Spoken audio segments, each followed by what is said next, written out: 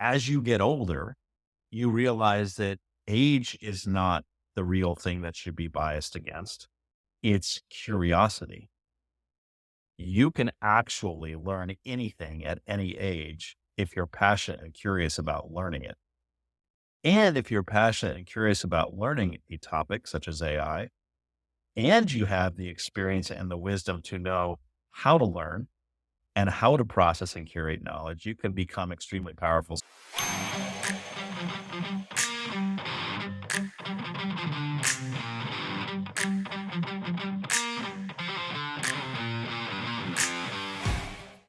Welcome back to Seek, Go, Create the Leadership Journey. To celebrate our 301st episode, we are inviting back one of my favorites, one of the favorites we've had, Silicon Valley veteran, Netflix co-founder Jim Cook, who was, I think we were just talking before we hit record, one of our first guests, if not the first guest, 5 years ago.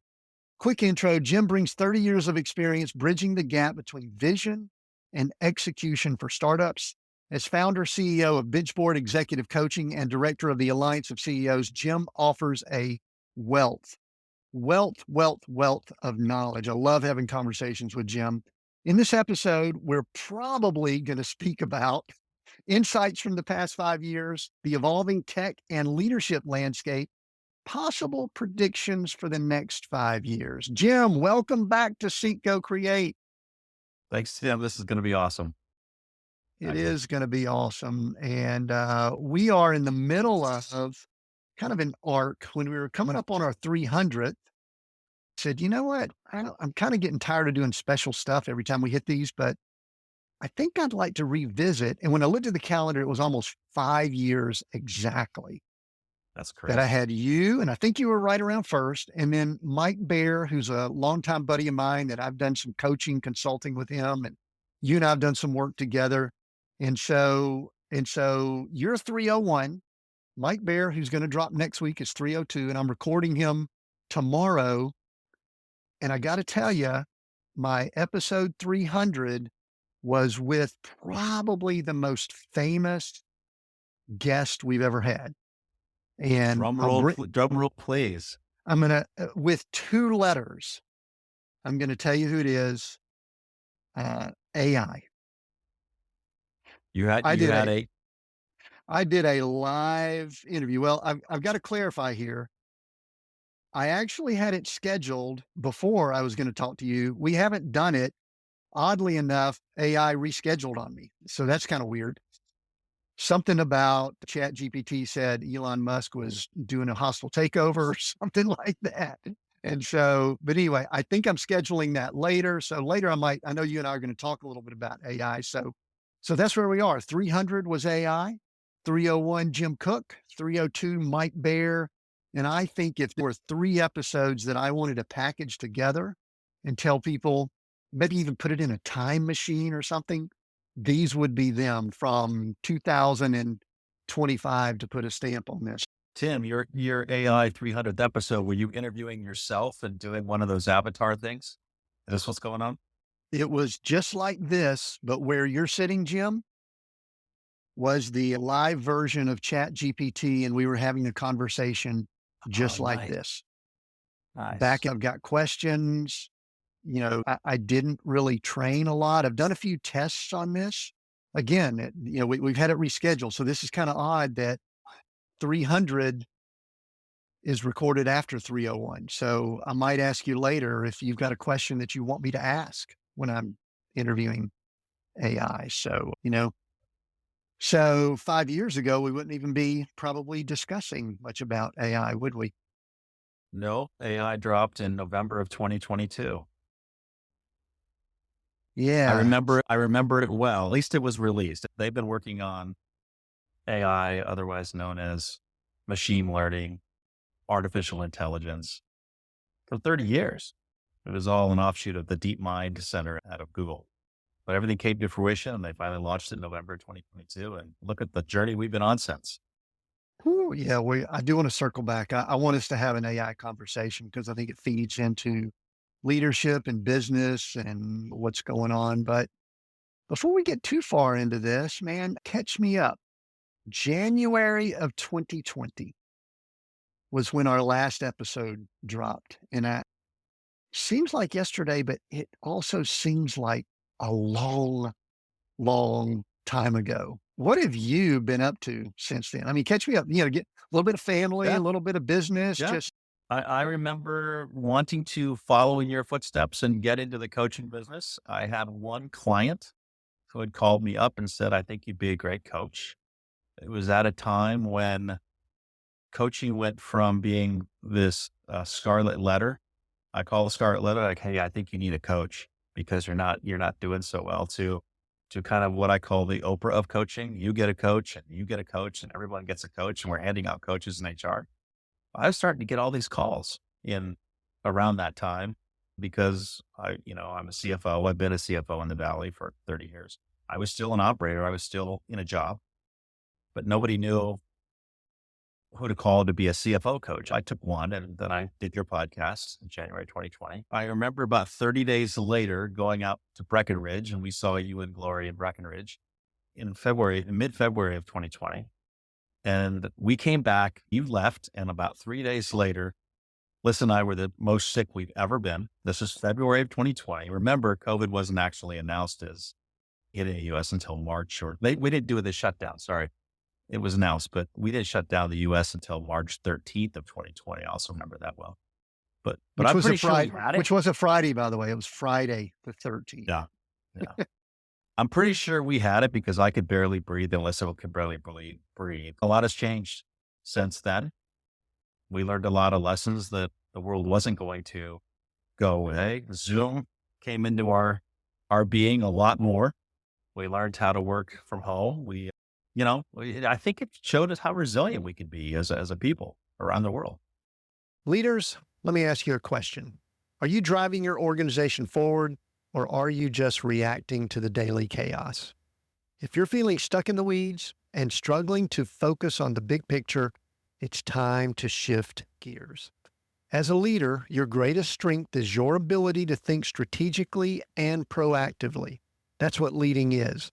I specialize in helping leaders like you implement strategies that move your leadership and your organization from reactive to proactive. I'm offering a free coaching call to help you identify actionable strategies to become a more proactive and strategic leader. This call will give you clarity and direction. I guarantee it. Book your free coaching call now by hitting the book coaching call link in the show notes or visit timwinders.com/coaching. Now, back to the show. One of the things I was talking to someone recently and I was just kind of looking back and listen, there's so many places we can dive. I'd love for you and I, especially because of your expertise in leadership and that part of the world that you have been in for your career. But I do think with COVID, it was one of the first, what I'll call a catalytic event. It was a catalytic event for even the people that won't admit that it was, because it just changed a lot of stuff. And I think one thing that it did, I'll say this and I'll let you respond, is that now that we're sort of getting away from it, I think it gave people clarity. And when I say people, I mean large groups of people. There used to be some things like 9/11. You and I have memories of that, that I think people thought about things and different, but then over time, people kind of went back to different things. And here's the thing that I think it gives people clarity on. I'll say this and you can respond.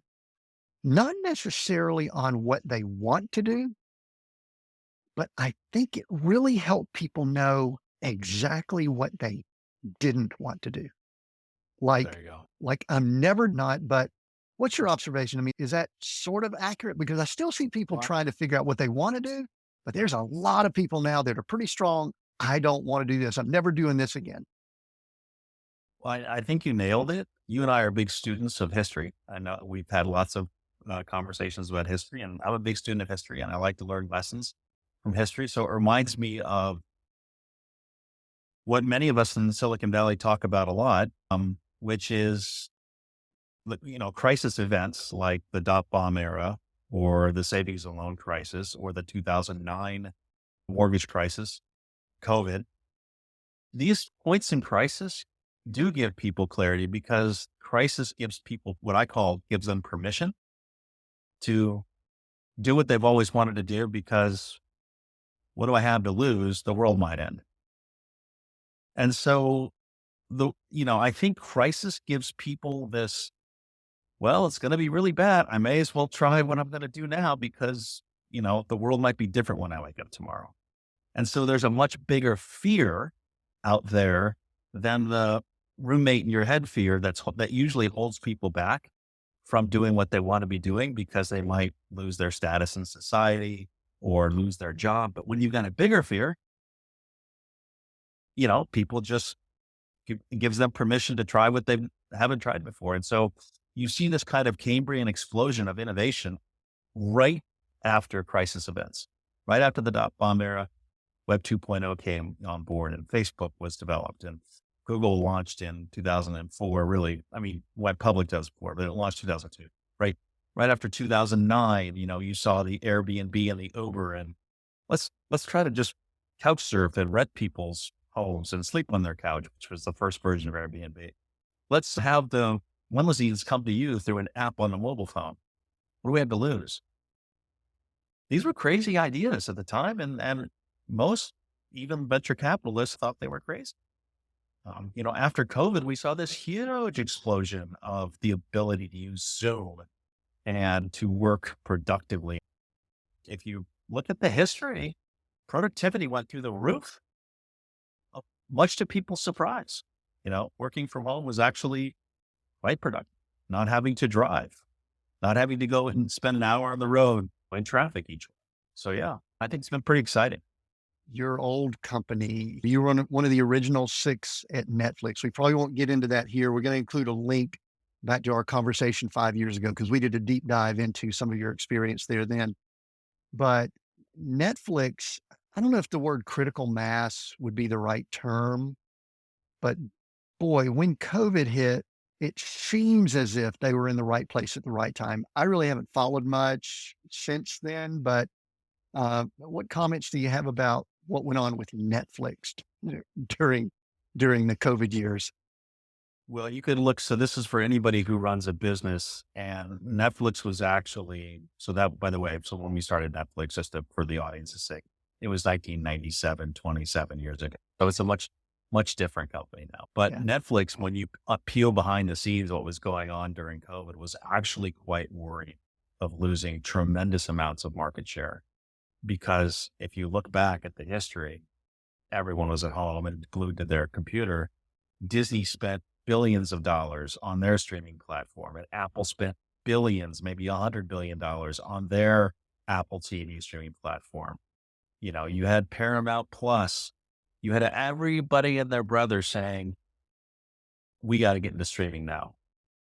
And, they're fighting the big giant Netflix, but Netflix really was fearful they were going to become the blockbuster to Disney or to all these, that they were going to lose market share. And so that's a lesson for anybody who holds a leadership position and competition just rushes in. This has happened many times in technology. When I was at Mozilla, we held the market share leadership position for 4 years before Google Chrome browser came in. Microsoft held many leadership positions in software before they finally got taken down across their categories. So Netflix thought they were going to be kind of the next Microsoft or the next IBM. But it turns out that if you lean into your business and you produce even more content and you just pay attention to your customers and you make customers happy, then it's what I remember way back to my Intuit days that we coined a term of, this happened at Intuit with Quicken and QuickBooks. Everyone tried to create their accounting software when you're the market leader. And we coined a term called try the rest, and then you'll come back to the best. So I think that's what happened. Everyone had 6 or 7 subscriptions. Some still have 3 or 4. They all tried it and there's not a lot of content here. Or, it's kind of clunky. I can't find my shows. Everyone got brought in to a streaming platform that was lagging up until the time. So now the whole universe got bigger. So competition is good because it creates awareness. So anybody who's dealing with competition in their local small town and someone's coming in, lean in hard because they're going to bring in your customers, your future customers that you haven't brought in yet. So that's when you have to lean in hard and actually be better than you've ever been. And that's what Netflix did. And then everyone started saying, well, Disney, I'm going to cancel that one and Paramount. And they're going to stay with Netflix. Competition is a customer generating thing if you really frame it right. Looking back on it, this is my observation. Yours might be a little different. I like the positioning that Netflix had created to be where they were in 2020. And, could they have guessed what was going to happen? No. But to me, that's leadership too, is just being positioned for when those opportunities. uh, I hate to say COVID is an opportunity. Some people would be upset by that, but it was what it was, a situation, an event, whatever. And Well, let's change. Let's reframe that, Tim. Let's say change and crisis is always an opportunity. yeah, That absolutely. life is about change, and you can make choices of crawling in a hole when change hits you or crisis hits you, or you can just come out fighting with your sword and shield up. Yeah. And I think one of the words I like to use now, I've been communicating it more and more, is the word resilience. And I think that's how I want us to talk about leadership towards the tail end of our conversation, Jim, is what Nice. can leaders do to be resilient, to be prepared for the next opportunity, crisis, situation, whatever. But there's a question that's rolling around in my head, and I have to get it out before it disappears. You know what I mean by that? Oh yeah. So, one of the things that I love having conversations with you about is the culture, the atmosphere, the bubble, whatever, of Silicon Valley. One of the things that I loved was when you reached out and you hired my wife, Glory, who was, Southern, gray, premature, but gray hair. And you said, I want to bring someone from outside this culture in to be my assistant and help me do what I'm doing. That was a beautiful thing because it also opened the door for me to storm in and say, oh, hey, Jim, I'm here. Let's you and I have a relationship too.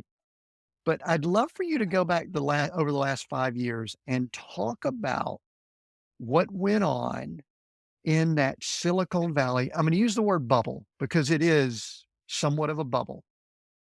What are some pros and cons about the way Silicon Valley functions and operates that you saw over the last 5 years?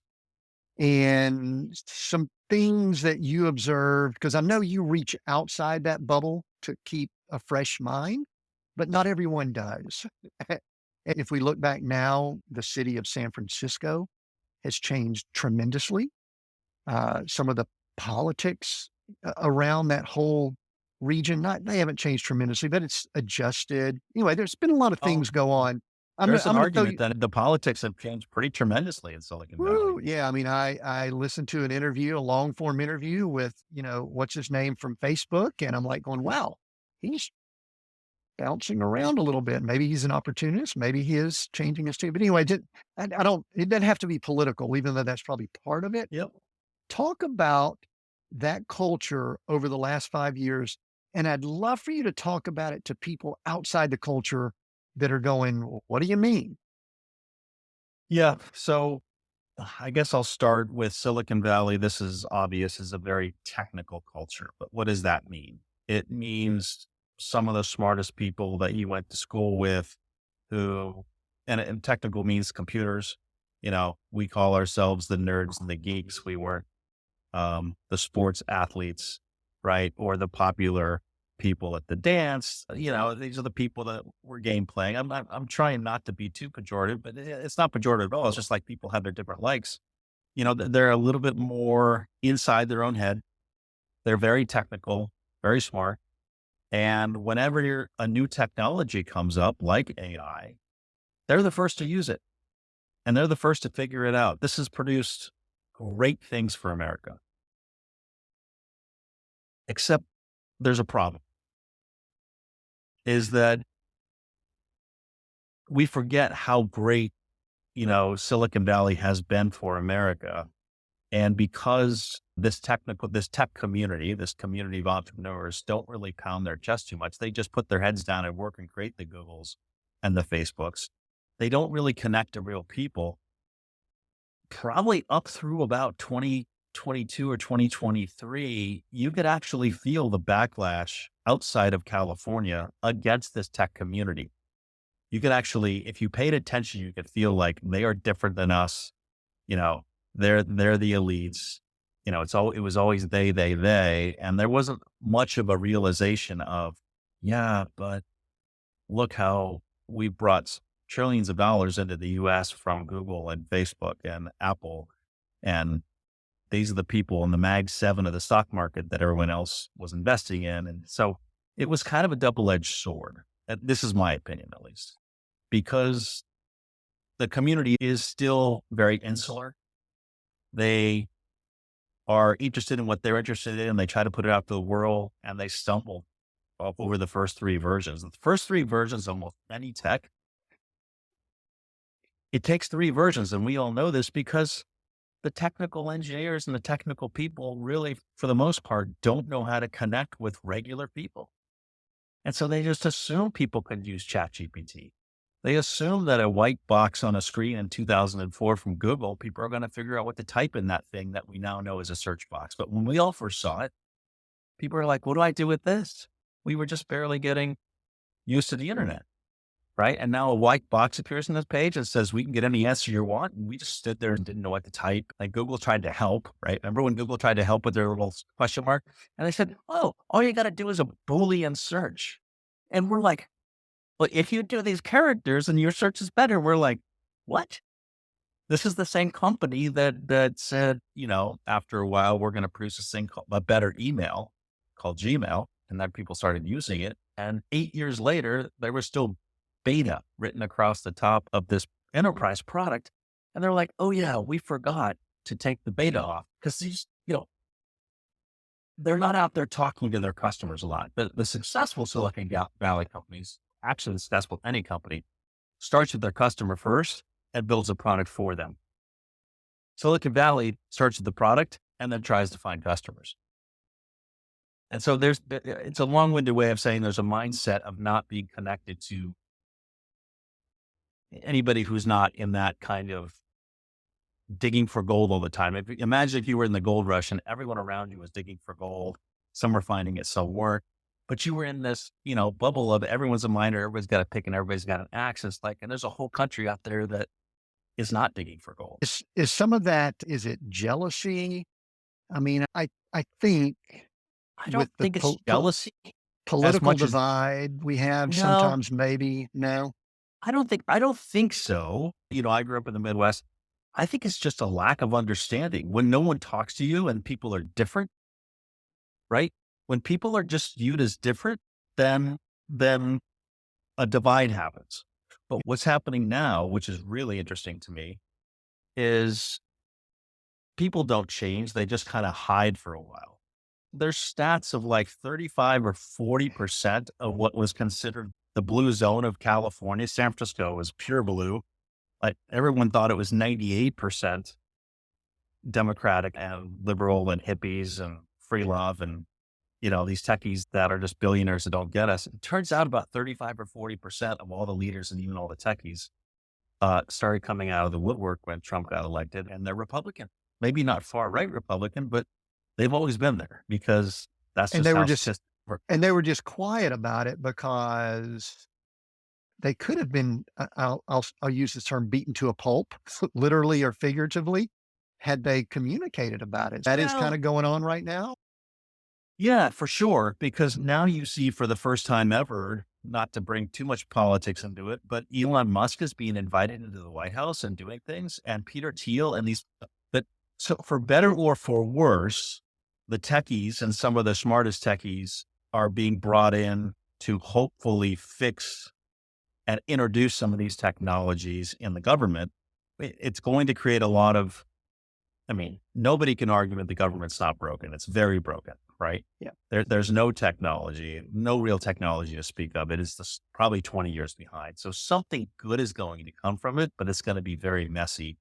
Silicon Valley was never really invited to a seat at the table in Washington. So for better or for worse, we have some really, really smart people who understand technology, introducing some of these business leading concepts. into this place called Washington, D.C. We're going to see what happens from it. I think you need to shake things up. It's 52 card pickup, and then you start sorting the deck out again. But hopefully that shift, that psychology shift is changing because, the same people that some people outside of California called elite are like, now they're their heroes. I just find it really interesting. Yeah. The So same you, people that thought Elon Musk was evil and driving these new cars, and now he's a hero. This is just human nature, right? yeah, and there's a weird thing. Since you brought this up, I did think about this. See, one of the things that I love about the Silicon Valley culture is speed. Yep. There is a, speed, and if it's, break things fast, fix them, move on. And one of the things that you and I can say about government is speed is nowhere in their DNA. And one of the things that's fascinating to me, and I'll just mention this and you can say something, then we'll move on. Is at the time of recording this, Elon Musk has a handful of what seem to be brilliant tech guys literally raking some systems over the coals. And there are a lot of people that are against it, a lot of people are for it. Truthfully, I like the thought of it because I would love to know what's going on in government, but I'm kind of a break things and fix them type guy anyway. And that's not a party affiliation, by the way. That's something beyond that. Talk about the speed because I think that what we've got is a new president that's moving at a pretty rapid pace. And I think it's because of people around him like Musk and some others. What are you seeing? Let me reframe the word speed into something that you and I talk about, and I talk about with my clients a lot.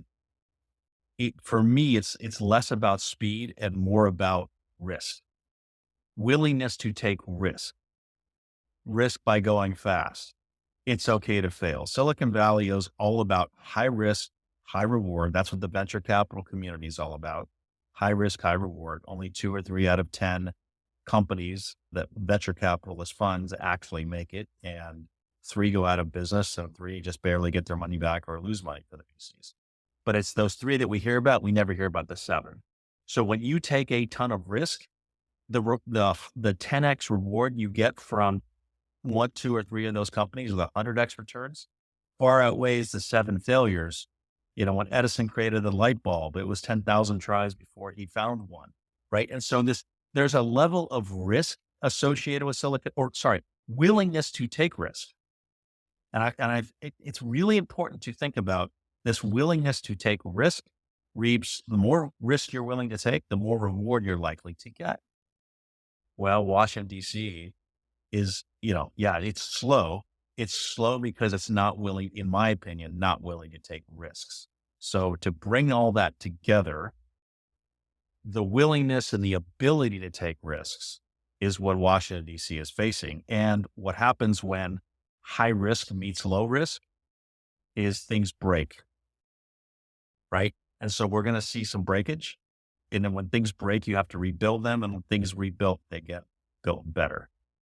One example that people are talking about in Silicon Valley that I'm a huge fan of, because it's not political at all, is putting lots of parts of the government on the blockchain. I'm not talking about Bitcoin. I'm talking about just the technology called blockchain, where we put in a read-only format the transactions that are occurring that are immutable. They can't be changed. It's a distributed ledger.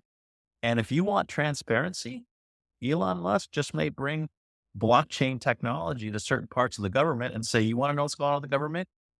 Read the blockchain. Now there's software that reads blockchain, so you don't have to read the ones and zeros.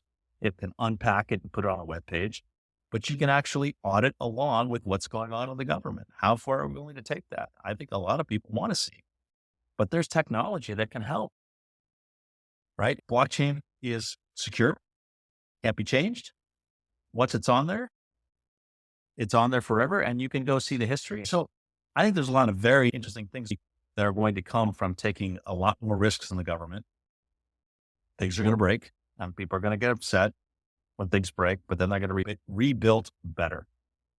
Yeah, I'm excited about it. And I think even if people have different core political beliefs, people that think like you and I do. It's like, you know what? We need to be improving things. We need to be making them better. We need to be maybe breaking some things, adjusting, changing, etc. I was on a social media platform and I was just saying, whether you're for this guy or against this guy, it doesn't matter to me. I am all for the status quo being questioned and asking questions and poking at it a little bit. And someone said, well, if people can't eat while it's going on, I said, listen, people can't eat today. There are people that are not eating today. We need to do better with all of that, but that's not the point. Yeah. Let's Well, stay there's on one thing task. we So, know about Tim, there's one thing we know about technology, right? And there's one thing that's probably unarguable about technology. It has made everyone's lives around the world much more efficient and much more productive, right? Just getting people on the internet, people in Africa have a mobile phone as their before they have a car or a house. Being connected is due to technology. The technology is deflationary. Prices go down. It makes things more efficient and more productive. And AI is just the next version of this. Now we're going to have an influx of technology, which is going to make things more efficient, more productive. It's hard to argue. The only tool the government around the world, especially Washington, D.C., has had to fix anything or to try to improve anything, there's only been one tool they've ever used. It's money. If there's a problem, throw money at it. Money is a very blunt instrument that creates a lot of waste. And so we're going to uncover a lot of waste because instead of throwing money at the problem, we're going to throw technology at the problem and make the inner workings of the government a lot more efficient, a lot more productive, and a lot more transparent. and you know what I like? I like that may attract a different type of leader into that system because, boy, I don't think I want to get off on this topic. I think we have a leadership deficit in a lot of places. You and I can have this conversation all day long. Yep. We may want people to listen in, we may not. But definitely, if we are to look at and model some of the leaders that we see in that government system, and it's because it's such a sludge of just quagmire, slow, as we were talking a little bit about earlier, low risk, and then some people get in there and they start profiting and then we can't get them out. I do think it might attract some people if we get a little bit more effective, efficient, more technology. What are your thoughts? When you were talking and leading up to this question, I was in my head thinking that leadership requires incentives. So the reason why people don't go into Washington, D.C., there's no incentive to do so. In fact, there's a disincentive to do so, right? I can have a lot more impact and make money outside of Washington, D.C. And this is what we've seen. The minute that you tell these young people they can make a difference in the world, and so people are railing, there's a 19-year-old with a name like inside of Doge, right? It's like, there's some young people going in, following you along around who are really, really smart, who are only doing it because they think they're actually making a difference, and they probably are. But that's what leadership's about, is like, do I have an incentive to do this? Am I going to make a difference? Can I make a difference? Am I incentivized to do so? That's how you attract leadership. But up Yeah. until now in Washington, D.C., it's been the opposite. There's been no incentive for really smart business people or technologists to go to Washington. In fact, there's been a disincentive because there's not enough money and there's a quagmire of you can't get anything done. So hopefully we attract some young people who can move fast, break things, get things done. I mean, heck, what's the worst that can happen? Our government gets less efficient. It's hard to imagine what that might look like, right? I don't think anybody can argue that no matter what happens, it might not get Worse. as efficient as fast, but I'm pretty sure it's not going to get worse. I mean, and that should be a nonpartisan comment, right? Shouldn't people Totally. say, "Oh, no, no, no, we want it anyway." Well, let's move on. There's something you brought up right when we started that I went, "Huh, there's a question there," and I want to dig a little bit.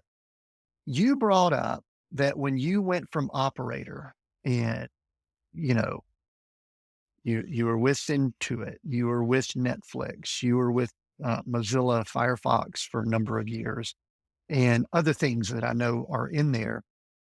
But you said that when you decided to move from operator to coach, that it may not have been looked upon by people. But tell me more about how that Silicon Valley culture looks at coaching. And I'm also going to throw a name out here, the name Bill Campbell, that is Sure. one of you interacted with him, you knew him. I only know him because the model that was shared in a book about him is who I perceive myself to be like, not at that level, $1 trillion coach, but talk about coaching in a world because you almost said it like apologetically, like you were going from CFO to, oh, now I'm going to sort of be a coach. We got a lot of coaches listening in. So tell me Yeah, more I about didn't. that. Yeah, I didn't mean to. So Bill Campbell, just for the record, was my coach, but he wasn't. I worked for him at Intuit, with him at Intuit before that book was well before that book was written. Yeah, I didn't mean it to be disrespectful to coaches. It was more of how HR departments viewed coaching. Like, this person needs help, we're going to get you a coach. That whole mentality has now changed, because if there's one great thing about Silicon Valley, and there's a lot of great things, but one great thing is this concept of everyone shares their knowledge with everybody. There's this give back culture. There's this pay it forward culture that really I've only seen exist here. I've had lots of conversations in people in LA, New York, in LA, in Hollywood. I wouldn't give my idea of my movie script to anybody. In New York, I wouldn't give my algorithm on how to anybody. It's a secretly guarded secret, right? In Europe, it's much of the same, but in Silicon Valley, and there's one thing people need to know about it. It's the idea is not the hard part. The execution is the hard part. Ideas are a dime a dozen. And everyone wants everyone else to be successful, and they just want to compete on an equal playing field. And in a very interesting way, everyone who's been there for any period of time just shares and gives back. And if you call somebody up, like Bill Campbell, he's no longer with us, but he's passed away. But he'd give you the time of day, and as long as you made the effort. This is a culture in Silicon Valley which is ripe for coaching. And I think Zoom, to bring it all back, COVID brought back this huge vacuum of loneliness. People were in their house. They weren't surrounded by people who they could look up to or talk at the espresso bar at your office. And I think that just exploded this. I need to surround myself with people that are smarter than me. And so I'm going to go get a mentor, go get a coach, companies start paying for it. But what you and I love about coaching is this ability to take all the lessons that we've learned and pay it forward and to give it back. And I write about this in my coach playbooks about why I'm doing this, why I'm writing on Substack, and why I'm coaching. Is it really is gratifying to pay it forward to the next generation. And I think if you're really sincere about that as a coach, that's why you do it.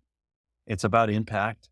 It's about the ability to really leverage your knowledge and turn that knowledge into wisdom. I read a great quote. I'm down here in the Baja for a little while, but wisdom is simply shared knowledge. Or I think it's wisdom is simply knowledge shared. If you think about that, wisdom is not a one person thing. Wisdom is a community of people all sharing their knowledge together. I love the thought of that because it's others focused. It's not us focused, and I think there's a certain degree in our culture of people. I think some of this being changed, maybe COVID helped with this, that if it's, if it is to be, it's up to me, hustle culture, et cetera, things like that. And one of the things that I've noticed, and I don't know if it's an age thing or, some situations I've gone through in my life and all that, but I do think that maturity is a word I like to throw around a little bit more. And fortunately or unfortunately, maturity really sometimes does fit with people that are moving along in life, right? I think there was an article in the Wall Street Journal recently that said something about an investor that's focusing on 50 and 60-year-old startup people. But what are you thinking? I mean, you and I think we've got a ton of years ahead of us, but no one would confuse us for, 20 somethings. What's your thought now on people that are moving into our age bracket? I'm at the tail end of boomers. I think I'm a few years ahead of you. But what is your thoughts about age? Maybe, what do you see even in the valley? with age? And what's your thoughts when I make a comment like that? There used to be, there's still a pocket. And if you talk about just Silicon Valley, there's always been this age bias, older people age bias, the young techies who are 22, 23, 25, 27 years old, let's just call it under 30. That cohort definitely has an age bias because they don't trust anybody. How could they know anything about AI if they're over 30? As you get older, you realize that age is not the real thing that should be biased against. It's curiosity. You can actually learn anything at any age if you're passionate and curious about learning it. And if you're passionate and curious about learning a topic such as AI, and you have the experience and the wisdom to know how to learn and how to process and curate knowledge, you can become extremely powerful. For anybody who's in our age group, stay curious, stay in learning mode, because that combined with your maturity and your wisdom can really help the next generation who hasn't become self-aware yet. You don't become self-aware until I think you're over 30, quite frankly. Let me just say that from a person way older than 30. You don't start looking at yourself and you don't start admitting that you're vulnerable. You stop faking it until you make it. You stop trying to impress people and you just become real. And when you become real as you get older, people get more comfortable around you. They're not threatened by you. And yet you have all this wisdom and knowledge, as long as you stay curious and you process and curate this knowledge and this wisdom to actually say, have you thought about this? And you pose things in terms of questions, not statements. You don't pound your chest as much. Let's look at every culture in history. Who is the age group in every culture of every historical society that has been revered? And for the most part, it's been the older generation who people would go up to the mountain and ask for their wisdom. Why is that? Because they were safe. They weren't the warriors. They weren't threatening, but they learned a lot throughout their life. So I think these things all come full circle. For any under 30s out there, I would encourage you to definitely reach out to people that are older than you, as long as they are curious and passionate. If they're not, they're stuck in their ways. Yeah, I'm with you. Discard them. But if you could hold a conversation like this with a 40-year-old, a 50-year-old, a 60-year-old, and they are energized, passionate, they're curious, hook your wagon to them because they are very smart people who can propel your knowledge as an under 30-year-old much faster. How does Jim Cook stay curious? What is some practical, either day to day, week to week? How are you staying curious right now? I read a lot and I use all the tools of the train of searching. I scan headlines. When I see a headline that I'm interested in, I use some of these tools, some of these AI tools to say, bring me more, right? It's getting easier to search. It's getting easier to use AI to learn. So I start with asking a ton of questions of myself. What don't I know about this? What do I want to know about it? Where could this apply? I realized I can just ask those questions of the computer instead of me trying to figure out where it applies. Why don't I get 80% of the answer done for me by asking ChatGPT and speed up my learning process? So I'm thinking what I'm experiencing is that AI is helping me significantly increase my own learning process, but AI can't be curious for me. See, AI is a answer provider. It's not a question provider. So if you're going to be successful in your life, stay curious, keep asking questions. The great news is there's somebody now on the other end of that screen or of your computer that's really, really good at giving answers, but they're not so great at giving questions. And questions come from curiosity, and curiosity just comes from being interested in the subject. You don't have to be interested in every subject, but the ones that you're interested in, write down your next 10 questions and ask the computer. It'll be amazing. It'll be amazing what you learn if you just stay curious and ask questions. The cool thing about it, my wife, Glory, we were sitting just this morning with her coffee.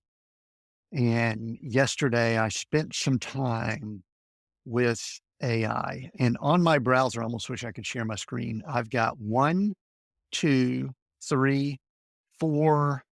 That one might be a semi AI. I've got five tools, not counting the one we're recording on that this will then load up to later, that would be in that, large language model, machine AI category. And I told Glory, I said, I would love to just block 60 minutes a day to sit down and just have dialogue. Because for me, it's a brainstorming tool, it's a writing assistant. And you and I are in the same category. I love asking questions. I love it. Do you think we've got a deficit? Yeah, I know you wrote an article on your playbooks recently about asking questions. Do you think we've got a deficit? Do we not train people well how to ask questions? Because That's it. We, I'm we, we aren't training people to ask questions first and ask for help, and that needs to change. Hopefully these tools will help us train us to ask better questions. But in school, we're asked to give answers. We're asked to get A pluses and 1600 as our SATs. We're asked to fill in multiple choice questions and to figure out the answer and not ask for help. This is a real problem. Learning how to ask for help in the form of learning how to ask better questions is the way out. Now let's come back to these things that you call tools. I would encourage everyone who's not a techie, which is most people, to every time you hear the word AI, which puts a block up. It's like, well, I don't know anything about that. To change that word in your head to just another tool. All artificial intelligence is, I'd rather we got rid of the word entirely. It's just another piece of software. We don't talk about, I use the PC, right? In the old days, it was PC, it was RAM, it was CPUs, and we used all this language to have techies make themselves seem important. Doctors do it all the time. They come up with Latin words for names instead of telling you what it is. All these people try to put a barrier between their knowledge by separating us with language like AI.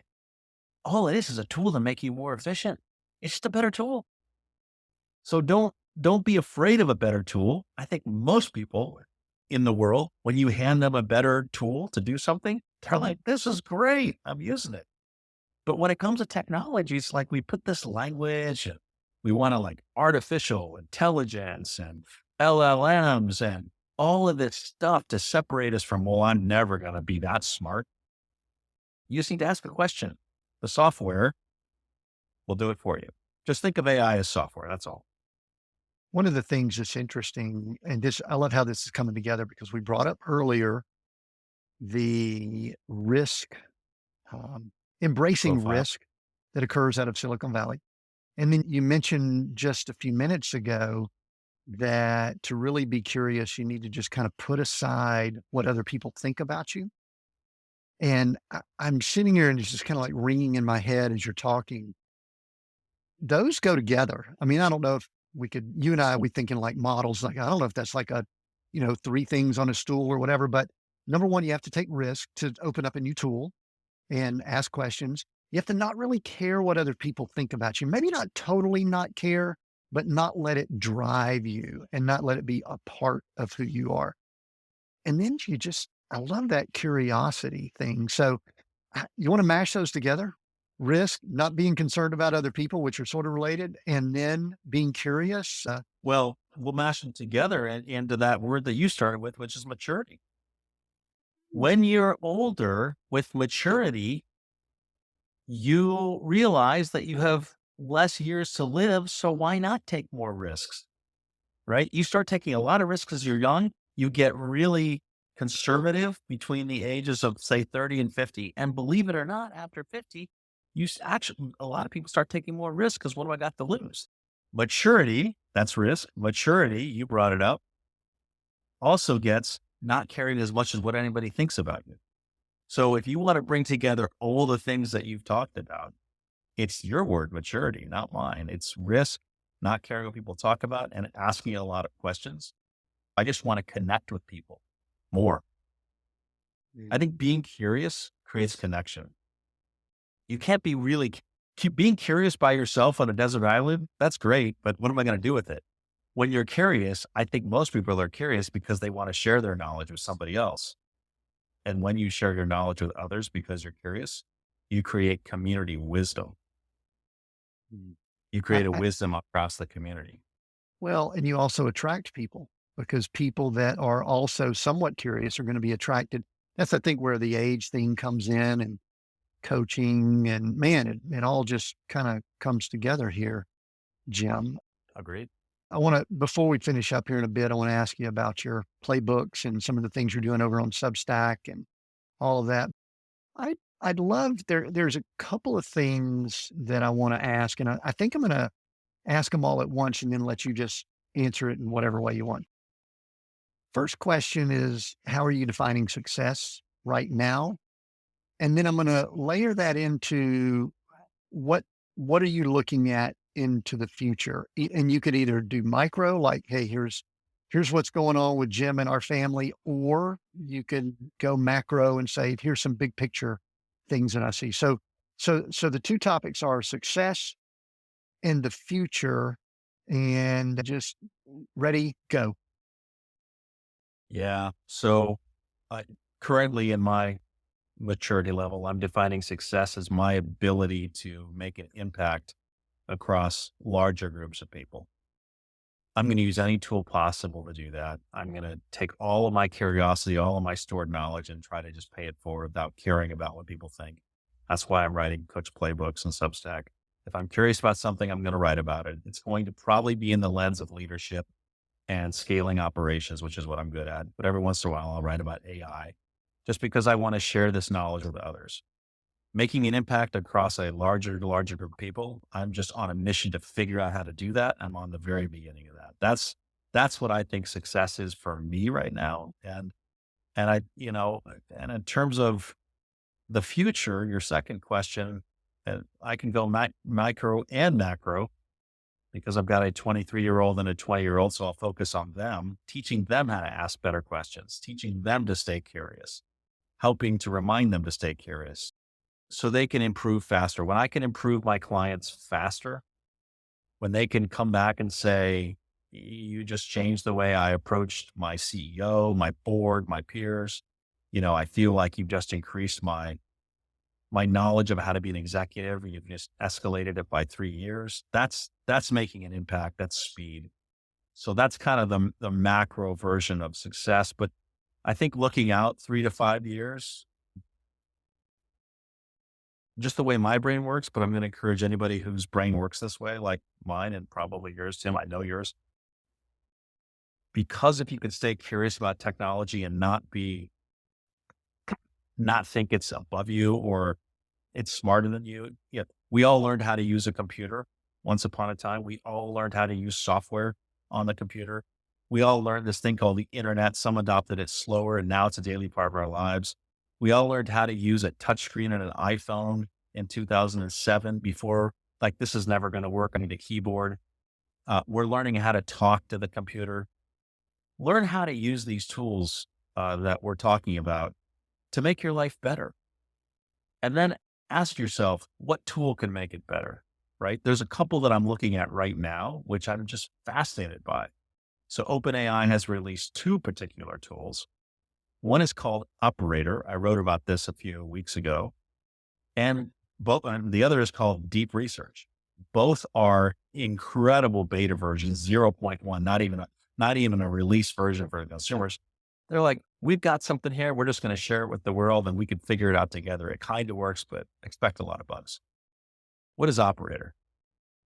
Operator, OpenAI's Operator, is simply a tool that you can attach to a web browser that allows you to have Operator, the software, type the letters on your keyboard. You give it one question, one prompt, and it actually starts operating your browser. I want to research. I'm not sure which mountain bike to buy.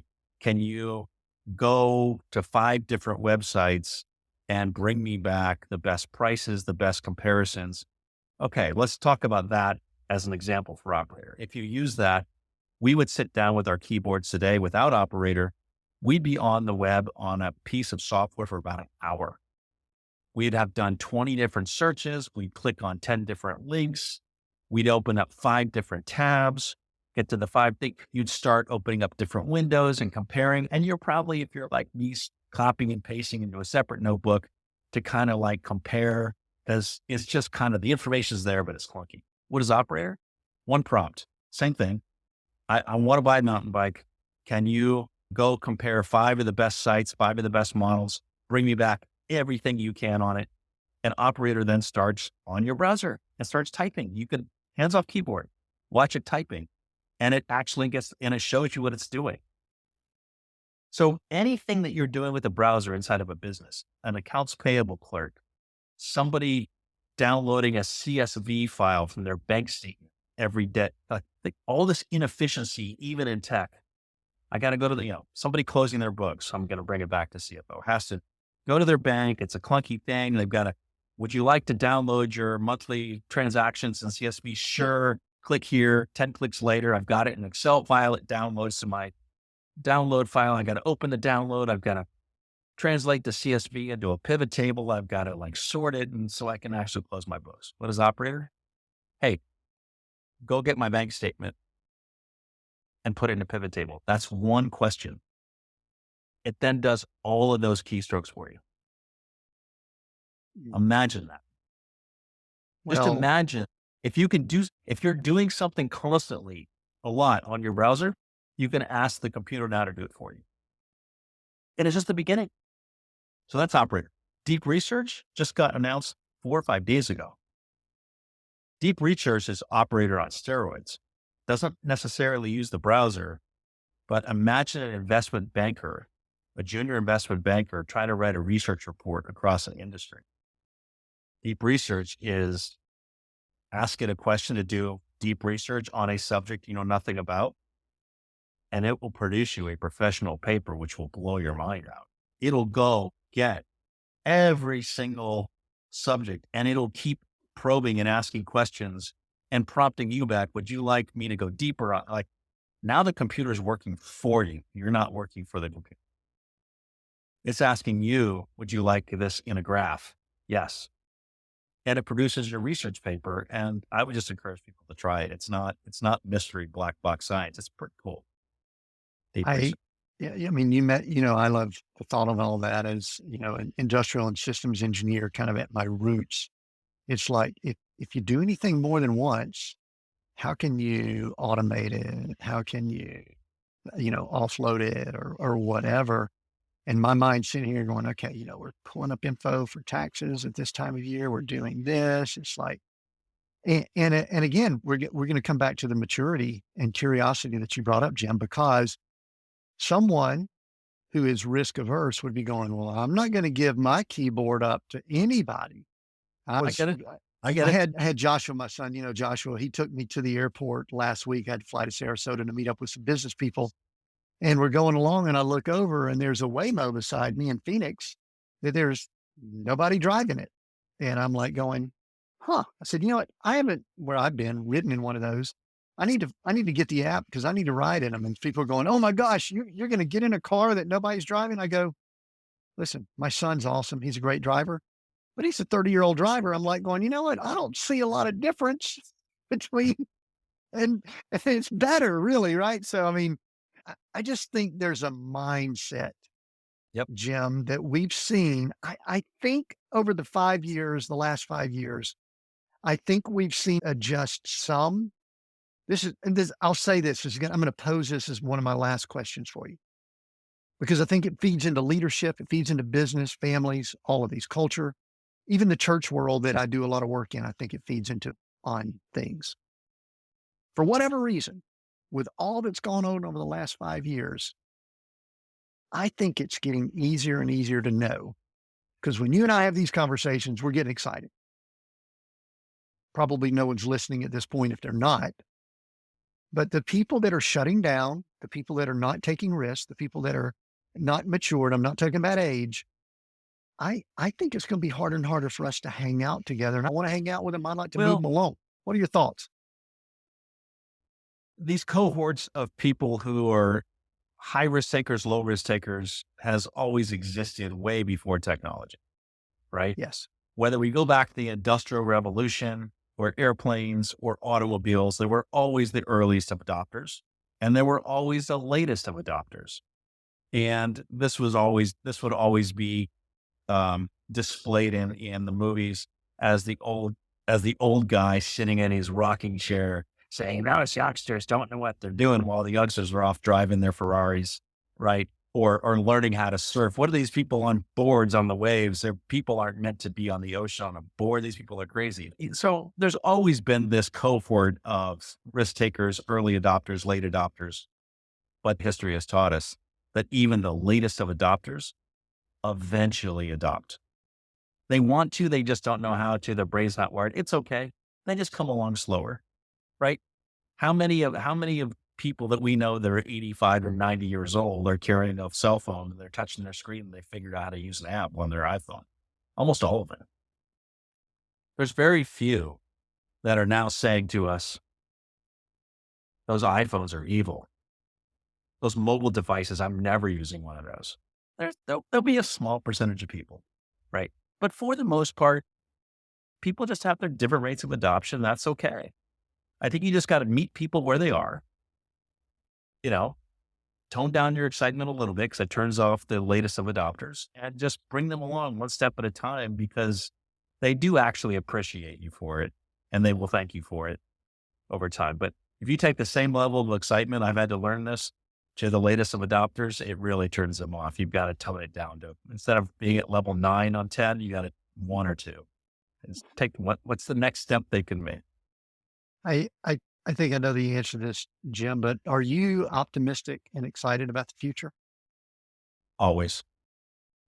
Future, I mean, if you're not, you might as well just go live, as a hermit somewhere. But yeah, future's great. I think about that some, Glory and I right now are hanging out in a 55 and older community, which is kind of different for us because I don't feel like I'm old enough to be there. But Glory reminds me that, yep, I'm old enough to be here. And a lot of people, their daily thing, there's nothing wrong with this. Okay. I'm not judging this, but, to play a few hours of pickleball is it. And there's even some of them now that they're probably looking in at my light and all that going, what are you doing on your computer and all that? I said, well, I've got a podcast. So anyway, I'm optimistic and excited too. Jim, tell me about what you're doing over on Substack. Let everybody know we're going to include links and maybe give an article for someone to go to first if they Sure. haven't gotten started with you yet. So I started in June of 2024, taking all the things that I was talking with I have about 12 clients right now. I coach them one-on-one. They are CEOs, CFOs, VPs of finance, predominantly across Silicon Valley, how to scale their startups. So this was born out of my coaching practice. My practice is a bunch of lessons learned, what I call frameworks for going faster, playbooks inside those frameworks to go faster. And I realized that I can take a summary of, I spend 3, 4, 5, 6 sessions at a time with clients going over one of these articles, but I could do a summary of this article and at least get people interested and to want to read more and to hopefully start a community talking about this. An example would be my current series, which is leading with powerful questions. One of the things that you and I have talked about a lot that I really honed and learned at Mozilla was how not to lead with statements, how not to lead with answers. And this ties back to what we're talking about here. It's interesting. You lead with questions. A leadership style is asking more questions, not just curiosity for yourself, but you can actually turn this into a leadership style, especially when you know the answer. We get to a leadership position and the people that are very junior, or even if you're a head of finance or a head of sales or head of engineering, they're going to come to you for an answer. But what you really want them to do is not ask that question in the future. And if you really want that, you want them to learn what you're going to talk about. And if you really want them to learn, you have to engage their brain by asking them a question. Because if you give them the answer, they'll just come back and ask you that question again, and they'll want the answer again and again. And you're not helping yourself or anybody else. If you ask them a question to lead them down the path to enlightenment, it's a very powerful. So this is my 3-part series. I've broken it up into 3 parts. There's several articles like this. Every once in a while, I'll throw in AI. I'll talk about operator or deep research. Um, so I'll talk about other things, but I'm just trying to get a summary of how to think about leadership, scaling operations differently. You enjoying it? I am enjoying sharing that info. I will tell you, it is hard to put things down in writing and to make it to my own standards of professionalism. Are you using some of the tools to help you though? And I've started to. this is a weird I've thing started here to. because people say, "Oh my gosh," but that's what these tools are for, right? Yeah, I've started to draft something first in my own writing. I asked ChatGPT to look at it and refine it. It does do a much better job of correcting my grammar, correcting my spelling, organizing my thoughts in a much more structured way. But what it doesn't do for me is it gives me the structure, but if I just took what it gave me, it would not be my voice. Right, I can tell when someone's written in AI everywhere across it now that I've been using it for a while. right. It has to be my voice. It has to be how I would talk to you, how I would verbalize it. I have to rewrite it. I love the structure it gives me. I love how to think about it. I love the new ideas, but then you spend a lot of time cleaning it up. So it's a cycle. Yeah. The clue for me, if you see the word delve in anything that I've created, that means I've used AI. Delve, because I do not Yeah. use that word. And Gloria says, "No, that's a real word." I said, "Not for me. I don't use delve." But anyway, no, I think there's times for it and times not. Well, I've read them and I agree with you that that three-part series on asking questions is a great place to start. In fact, what we'll do down in the notes on YouTube and also on the podcast platforms, we will include a link to that. And then you can subscribe. And I actually get Jim in my inbox. And Jim, I got to tell you, I don't get a lot in my inbox anymore. I keep it really good and clean. I declutter that. So Jim Cook comes into my inbox once a week with Cook's playbooks. Cool. Jim, let's not make this an every 5-year thing. We should probably do this a little more often, I think. Maybe every 100 episodes. Something like that. I've You just got to actually, go faster, Tim. the thing I want to do, I joked with someone recently. I said, you know what? I really do. I envy Joe Rogan that he gets to sit down with someone in a studio for 3.5 hours and just kind of talk. You and I could do that for days. We could do that for days and have what I believe would be incredible content. If you want to experiment with that, I'm in. Like, I All know Joe right. Rogan, I smoke cigars. I don't smoke cigars, but I have a feeling Yeah. he used up a whiskey every once in a while. So if you Yeah, feed we'll me have some whiskey, I don't know if you do that. Maybe you don't, but I do. yeah, maybe a glass of wine. But if we have a glass of wine, you can get me taught. You won't shut me up for 3 hours. It would be fun. Jim, tell the family that Gloria and I said hello. I appreciate you being a part of this. And we'll include links down below. We're continuing our 5-year, 300 episode series. Next week will be episode 302 with Mike Baer. He's one of the pioneers of business as mission. He and I did consulting and coaching back in the 90s. And he was about our second or third guest. Make sure you listen in on that. We're going to have a great additional conversation, just like we did here. When we first spoke with Mike, just like with Jim, it was in early 2020. And the world, of course, was on the verge of massive change. He's going to talk about what's happened, how faith driven business is evolving, and where he sees it heading next. If you're passionate about leadership, mission, and marketplace impact, make sure you tune in. We will see everyone next week on Seek Go Create.